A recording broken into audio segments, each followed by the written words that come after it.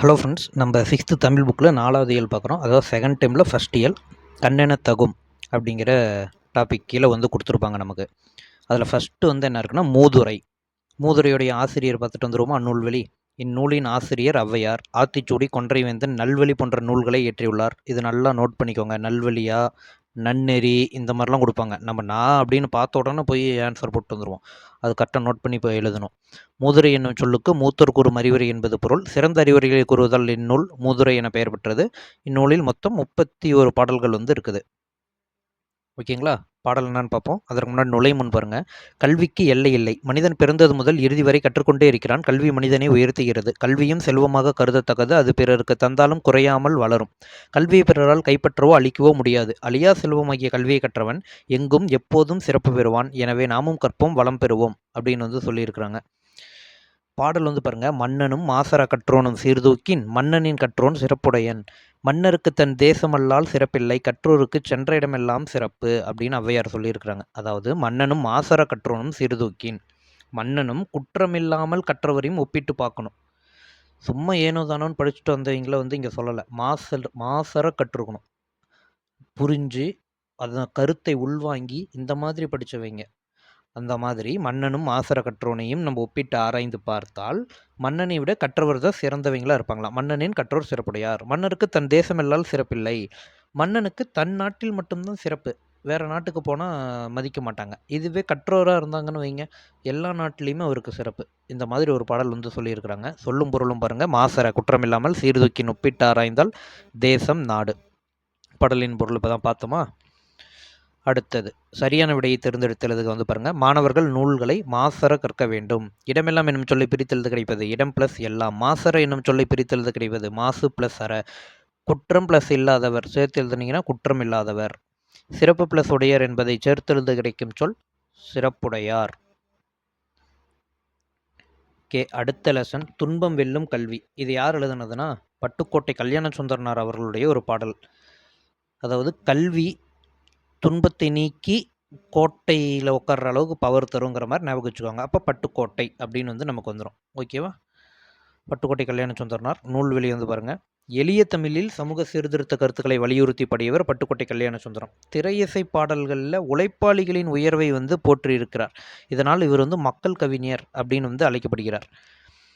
பாரதிதாசன் பட்டுக்கோட்டை கல்யாண சுந்தரனார் அவர்களை தனது வலது கை அப்படின்னு பாராட்டியிருப்பார். உடுமலை நாராயண கவி இருக்கார் இல்லையா, அவர் என்ன சொல்லியிருப்பார்னா, அவர் கோட்டை நான் பேட்டை அப்படின்னு சொல்லியிருப்பார். இந்த திருடாதே பாப்பா, தூங்காதே தம்பி, இதெல்லாம் இவர் பாடின பாடல் தான். ஸோ இவருடைய ஒரு பாடல் நம்ம பார்ப்போம். நுழைய முன் ஃபஸ்ட்டு பார்த்துடலாம். கல்வி அழகே அழகு என்பர் பெரியோர். கற்றபடி நிற்பதே அந்த அழகை பெறுவதற்கான வழி. கல்வி அறிவை வளர்ப்பதோடு பண்படுத்தவும் செய்யும். எவ்வளவுதான் கற்றிருந்தாலும் பண்பாடு இல்லாவிட்டால் அந்த கல்வி பயனற்று போகும். பண்பட்ட மனிதரின் புகழே பல்லாண்டு நிலைத்திருக்கும். எனவே படிப்போம், பண்பாட்டோடு நிற்போம், பார்ப்போற்ற வாழ்வோம் இருக்காங்க. ஸோ படித்தபடி நிற்கணும். படிக்கிறதுல நல்ல கருத்துக்கள்லாம் படிச்சுட்டு மறுபடியும் நம்ம வாழ்க்கையில் அதை அப்ளை பண்ணாமல் நம்ம பாட்டுக்கு வாழலாமா? அது தப்பு. அந்த கல்வியால் பயனற்று தான் போகும். வெறும் மார்க்குக்காக படிக்கிறதெல்லாம் விட்டுட்டு ஆராய்ந்து உள்ளே போய் பார்த்தீங்கன்னா, நம்ம வாழ்க்கைக்கு பயன்படக்கூடிய கருத்துக்கள் நிறையா இருக்கும். அதுபடி நம்ம நடக்கணும். அப்போ தான் நம்ம வாழ்க்கையை மேல்மேலும் உயர்ந்துக்கிட்டே போகும். சரி, இவர் அதை பற்றி அது ரிலேட்டடாக என்ன மாதிரி பாடல் பாடியிருக்கிறாருன்னு பார்ப்போம். ஏட்டில் படித்ததோடு இருந்து விடாதே, நீ ஏன் படித்தோம் என்பதையும் மறந்து விடாதே, நாட்டின் நெறி தவறி நடந்து விடாதே, நல்லோர் தூற்றும்படி வளர்ந்து விடாதே, மூத்தோர் சொல் வார்த்தைகளை மீறக்கூடாது, பண்பு முறைகளிலும் மொழிதனிலும் மாறக்கூடாது, மாற்றார் கை பொருளை நம்பி வாழக்கூடாது, தன் மானமில்லா கோழையுடன் சேரக்கூடாது, துன்பத்தை வெல்லும் கல்வி கற்றிட வேண்டும், நீ சோம்பலை கொள்ளும் திறன் பெற்றிட வேண்டும், வம்பு செய்யும் குணம் இருந்தால் விட்டிட வேண்டும், அறிவு வளர்ச்சியிலே வான்முகட்டை தொட்டிட வேண்டும், வெற்றி மேல் வெற்றி வர, விருது வர, பெருமை வர, மேதைகள் சொன்னது போல் விளங்கிட வேண்டும், பெற்ற தாயின் புகழும் நீ பிறந்த மண்ணின் புகழும் வற்றாமல் உன்னுடன் வாழ்ந்திட வேண்டும் அப்படின்னு பாடியிருக்காரு. அருமையான பாடல். சொல்லும் பொருளும் பாருங்க. தூற்றும்படி இகழும்படி மூத்தோர் பெரியோர் மேதைகள் அறிஞர்கள் மாற்றார் மற்றவர் நெறி வழி வற்றாமல் குறையாமல். பாடல்லையே நமக்கு பொருள் புரியுது இல்லையா? எளிமையான பாடல் தான். எளிய தமிழில் சொல்லக்கூடியவர் தான் இவர். ஓகே, அடுத்த லெசன் சரியான விடை தேர்ந்தெடுத்தலுக்கு இருக்குது. பார்த்துட்டு போயிடுவோமா? மாணவர் பிறர் தூற்றும்படி நடக்கக்கூடாது. நாம் டேஸ் சொல்படி நடக்க வேண்டும். மூத்தோர் சொல்படி. கைப்பொருள் என்னும் சொல்லை பிரித்தெழுத கிடைப்பது கை ப்ளஸ் பொருள்னு கிடைக்கும். மானம் ப்ளஸ் இல்லா என்பதை சேர்த்து எழுதுனீங்கன்னா மானம் இல்லா. இம்மு ப்ளஸ் இ மீ அப்படின்னு வந்துடும், மானம் இல்லா. அடுத்த லெசன் பாருங்க, கல்விக்கண் திறந்தவர். கல்விக்கண் திறந்தவர் யாரு? எல்லாருக்கும் தெரியும், காமராஜர் ஐயா அவர்கள். அவர்களை பற்றின ஒரு பாடல் தான். கல்வி நிலையங்கள் காலந்தோறும் மாறி வருகின்றன. தொடக்கத்தில் ஆசிரியர் வீட்டிலேயே தங்கி மாணவர்கள் கல்வி கற்றனங்க, குருகுல கல்வி, இதெல்லாம் நம்ம ஹிஸ்ட்ரியில் படிச்சிருப்போம். பிறகு நாள்தோறும் ஆசிரியர் வீட்டிற்கு சென்று கல்வி கற்றனர். அதன் பிறகு பொதுவான ஒரு இடத்தில் மாணவர்களுக்கு ஆசிரியர்கள் கற்பித்தனர். இவையே இன்றைய பள்ளிக்கூடங்களாகும். முன்பு ஒரு சில ஊர்களில் மட்டும் பள்ளிகள் இருந்தன. இன்று பள்ளிகள் எண்ணிக்கை அதிகரித்துள்ளது. இத்தகைய கல்வி புரட்சிக்கு வித்திட்டவரை பற்றி அறிந்து கொள்வோம் வாருங்கள். சரி, இதில் வந்து ஒரு நிகழ்வாக கொடுத்து என்ன நடந்தது அப்படிங்கிற மாதிரி சொல்லியிருப்பாங்க. அதை படித்து பாருங்கள். ஃபஸ்ட்டு நிகழ்வில் என்ன சொல்லியிருப்பாங்கன்னா, சிறுவர்கள் வந்து ஆடு மேய்ச்சிட்டு இருந்திருப்பாங்க. இவர் ஐயா வந்து காரில் போயிட்டு இருக்கும்போது பார்த்து இறங்கி கேட்பாரு, நீங்கள் ஏன் பள்ளிக்கூடம் போகலையா அப்படிங்கும் பொழுது, அதெல்லாம் எங்கள் ஊரில் கிடையாது அப்படின்னு அந்த சிறுவன் சொல்லியிருப்பான். அதனால் இவர் என்ன முடிவுக்கு வருவார்னா, ஊர்தோறும் பள்ளிக்கூடங்களை திறக்கணும் அப்படின்னு ஐயாவுக்கு அப்போ தான் யோசனை வந்து அந்த முடிவுக்கு வருவார். அடுத்த நிகழ்வில் வந்து பாருங்களேன், பள்ளி விழா ஒன்றில் பேசிகிட்டு இருக்கிறாரு.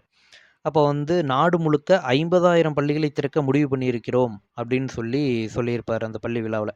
அதோடு இல்லாமல் நீண்ட தூரம் நடக்கக்கூடாது அப்படிங்கிறதுக்காக 1 மைல் தூரத்தில் ஆரம்ப பள்ளி, 3 மைல் தூரத்தில் நடுநிலைப்பள்ளி, 5 மைல் தூரத்தில் உயர்நிலைப்பள்ளி இருக்கிற மாதிரி பிளான் பண்ணியிருக்கோம் அப்படின்ட்டுருப்பார். நிகழ்வு 3 வந்து இதில் என்ன இருக்குன்னா, பள்ளி நிகழ்ச்சியில் ஒன்றில் கலந்துட்டு தேசிய கொடி ஏற்றிட்டு இருக்கும் பொழுது ஒருத்தர் வந்து மயக்கம் போட்டு விழுந்துருவார், ஒரு மாணவர். அவன்கிட்ட போய் காலையில் சாப்பிட்லையான்னு கேட்கும்போது, இல்லை சாப்பிடலை அப்படின்னு அந்த மாணவர் சொல்லியிருப்பார். ஏன் சாப்பிட்லங்கும்போது சாப்பாடு இல்லைன்றிருப்பார். அதனால தான் இவர் ஒருவேளை உணவாவது வழங்கணும் அப்படின்னு ஒரு முடிவுக்கு வந்திருப்பார். அடுத்தது பரமைக்குடி தரைப்பாலம்.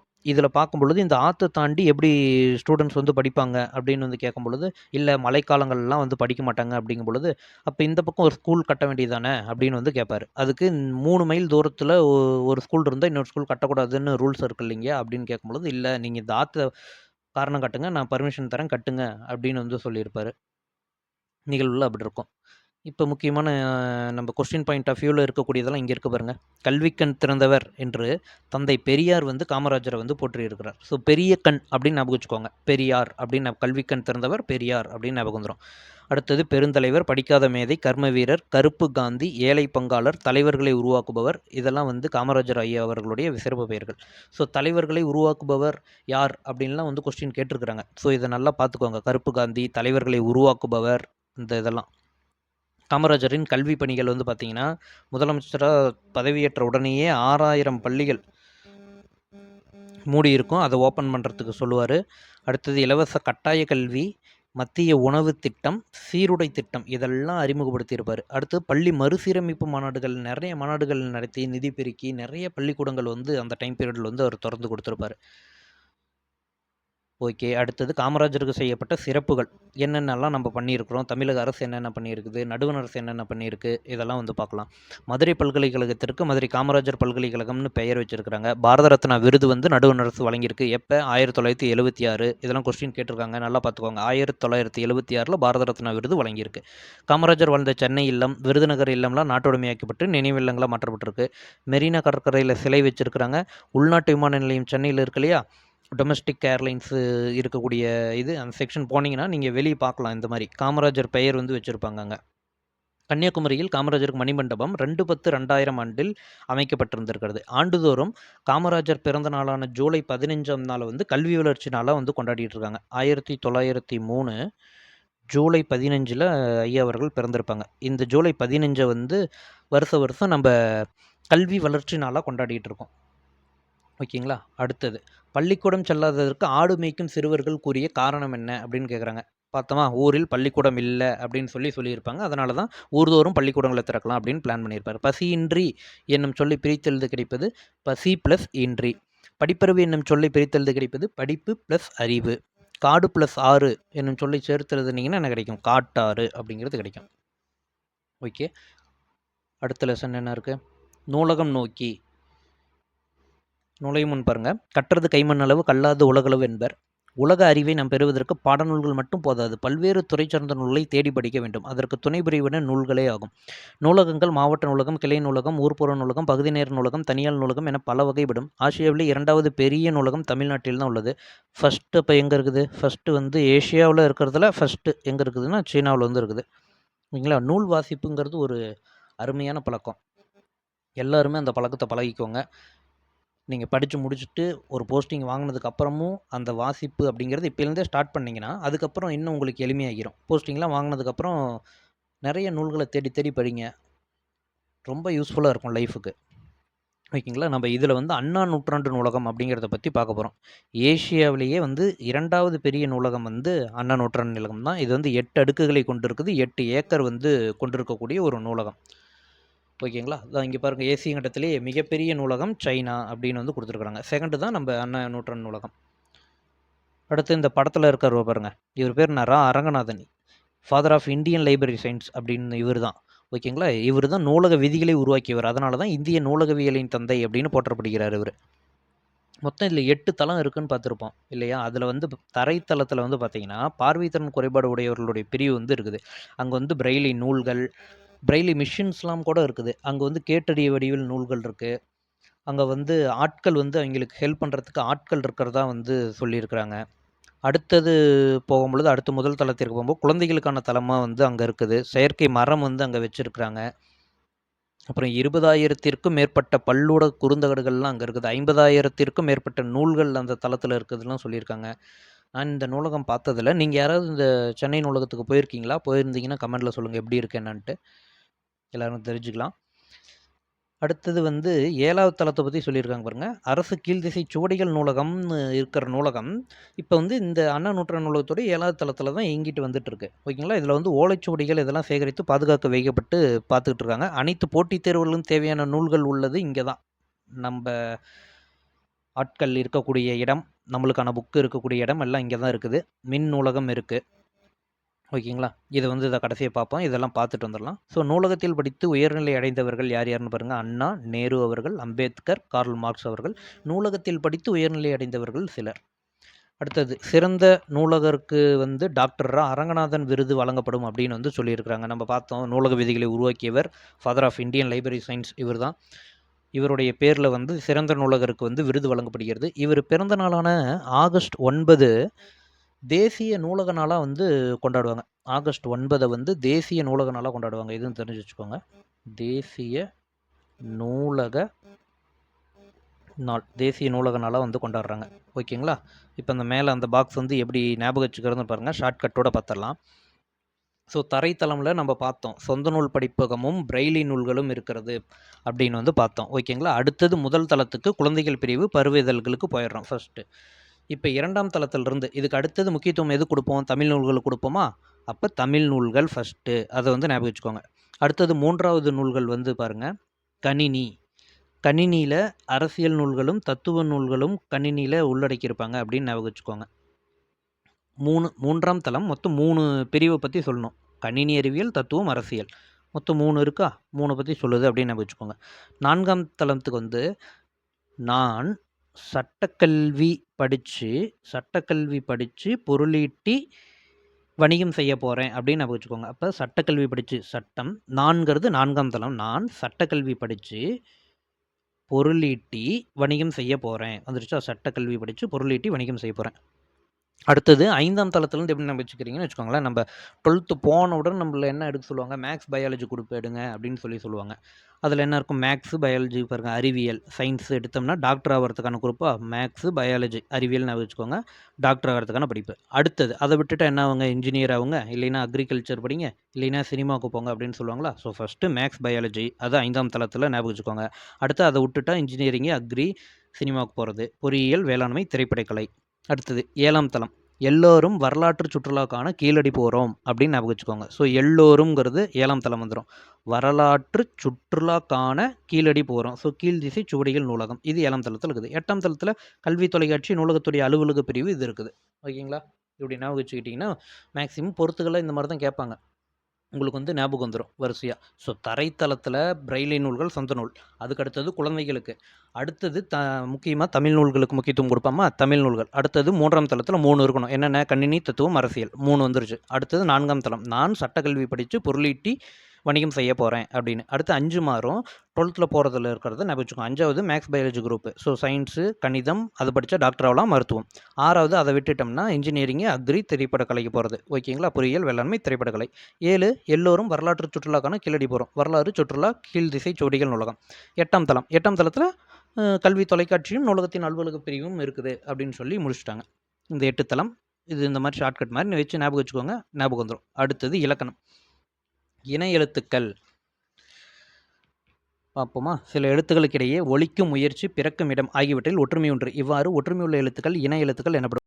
6 வல்லின மெய் எழுத்துக்களுக்கும் 6 மெல்லின எழுத்துக்களும் இணை எழுத்துக்கள் ஆகும். சொல்லின் மெல்லின மெய் எழுத்தை அடுத்து பெரும்பாலும் அதன் இனமாகிய வல்லின எழுத்து வரும் அப்படின்ட்டு இருக்காங்க. இங்கே கீழே பார்த்தீங்கன்னா உங்களுக்கு புரியும். அதாவது கசட தபர இருக்கு இல்லையா?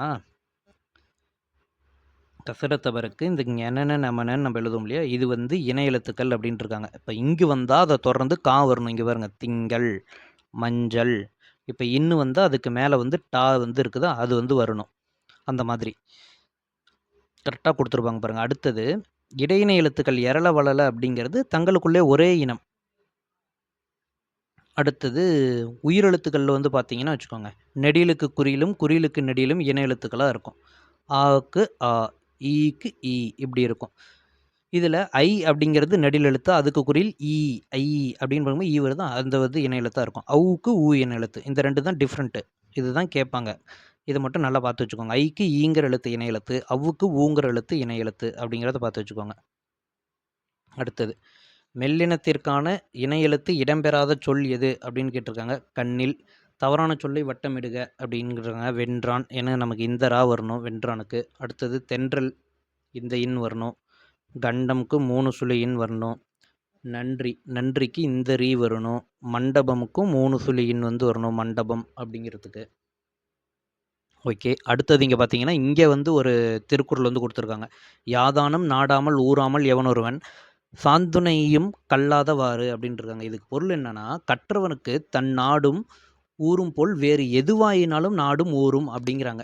தன்னுடைய நாடு மாதிரி தான் மற்ற எல்லா நாடும் கற்றவருக்கு. அதனால் ஒருத்தர் சாகும் முறையிலும் கல்லாமல் காலம் கழிக்கலாமா, அப்படி கழிக்கிறது ஏன் அப்படிங்கிற மாதிரி கேட்டிருக்காரு. கண்டிப்பாக படிக்கணும் எல்லாரும் அப்படின்னு. இதே மாதிரி தான் ஔவையாரும் சொல்லியிருப்பாங்க. கருத்துக்கள்லாம் ஒரே மாதிரி தான் இருக்கும். பழமொழி 400லையும் பாருங்க, அதே மாதிரி ஒரு கருத்து இருக்குது பாருங்க. ஆற்றம் கற்ற அறிவுடையார் அஃதுடையார் நாற்றுசீம் செல்லாத நாடு இல்லை, அந்நாடு வேற்று நாடாக தமவேயாம் ஆயினால் ஆற்றுனா வேண்டுவது இல். அதாவது படித்தவங்களுக்கு எல்லா நாடும் 4 திசையில் இருக்கிற நாடும் சொந்த நாடு மாதிரி. அந்த போகிற நாடுகளுக்கு அவங்களுக்கு கட்டுச்சோறு வேண்டாம், அங்கேயே வந்து நமக்கு சாப்பாடு கிடைச்சிரும் படித்தவங்களுக்கு அப்படிங்கிற மாதிரி இது. ஸோ எல்லாரும் படிக்கணும் அப்படிங்கிற ஒரு கருத்து. பழமொழி 400லையும் இந்த கருத்து இருக்குது, குறளில் இருக்குது, நம்ம மூதுரையிலையும் பார்த்தோம் இதே மாதிரியான கருத்து. ஓகேங்களா? எது இதில் என்னென்ன பாடல்னு பார்த்துக்கோங்க, கன்ஃபியூஸ் ஆகிடாதீங்க, தெளிவாக பார்த்து வச்சுக்கோங்க. அடுத்தது இங்கே இந்த இது பாருங்கள், காமராஜர் பிறந்த நாள். கல்வி வளர்ச்சினால காமராஜர் பிறந்த நாள். டாக்டர் ராதாகிருஷ்ணன் பிறந்த நாள் என்னென்னு கொண்டாடுறோம், ஆசிரியர் நாள். அப்துல் கலாம் அவர்களுடைய பிறந்தநாள் வந்து மாணவர் நாள். விவேகானந்தர் பிறந்தநாள் தேசிய இளைஞர் நாள். ஜவஹர்லால் நேரு அவர்களுடைய பிறந்தநாள் குழந்தைகள் நாளாக கொண்டாடுறோம். காமராஜர் பிறந்தநாள் வந்து எப்போ, ஜூலை 15, 1903. ராதாகிருஷ்ணன் அவர்களுக்கு செப்டம்பர் 5, 1888. அப்துல் கலாம் அவர்களது அக்டோபர் 15, 1931. விவேகானந்தர் பிறந்தநாள் ஜான் 12, 1863. ஜவஹர்லால் நேரு அவர்களது நவம்பர் 14, 1889. ஓகேங்களா? இதெல்லாம் முக்கியமானது, தெரிஞ்சு வச்சுக்கோங்க. அடுத்தது இதில் முக்கியமானது வேறு என்ன இருக்குது, இதெல்லாம் இந்த பற்றி படித்து பார்த்தீங்கன்னா அதில் இருக்கிறது அப்படியே எழுதுகிற மாதிரி தான் இருக்கும். இந்த இதெல்லாம் அதனால் சும்மா ஒன்ஸ் ரீட் அவுட் மட்டும் பண்ணிக்கோங்க எல்லாமே. அடுத்தது இந்த மாதிரி இது வந்து ஒவ்வொரு டைம் கேட்குறாங்க இல்லையா, மாற்றி இருக்கிற சொற்களை ஒழுங்காக சொற்றொடரை அரேஞ்ச் பண்ணுங்கன்னு கேட்குறாங்க. இது எப்படி இருக்கும், விளையும் பயிர் முளையிலேயே தெரியும், கல்லாமையை இல்லாமை ஆக்குவோம். ஓகே, வேறு அவ்வளோதான் நினைக்கிறேன். இதில் கலைச்சொல் அறிவோம். எஜுகேஷன் கல்வி, பிரைமரி ஸ்கூல் தொடக்கப்பள்ளி, ஹையர் செகண்டரி ஸ்கூல் மேல்நிலைப்பள்ளி, லைப்ரரி நூலகம். இது கரெக்டாக பார்த்துக்கோங்க. பிரைமரி ஸ்கூல், ஹையர் செகண்டரி ஸ்கூல்னால் தமிழில் என்னன்னு, தொடக்கப்பள்ளி மேல்நிலைப்பள்ளி. எஸ்கலேட்டர் மின் படிக்கட்டு. லிஃப்ட் மின் தூக்கி, இமெயில் மின்னஞ்சல், சிடி மூம்லியா காம்பேக்ட் டிஸ்க் குறுந்தகடு தமிழில், இ லைப்ரரி மின் நூலகம், இபுக் மின் நூல், இ மேகசின் மின் இதழ்கள். ஓகே ஃப்ரெண்ட்ஸ், இந்த இயல் முடிச்சிட்டோம். அடுத்த வீடியோவில் நம்ம தமிழோட 6th அடுத்த இயல் வந்து பார்ப்போம்.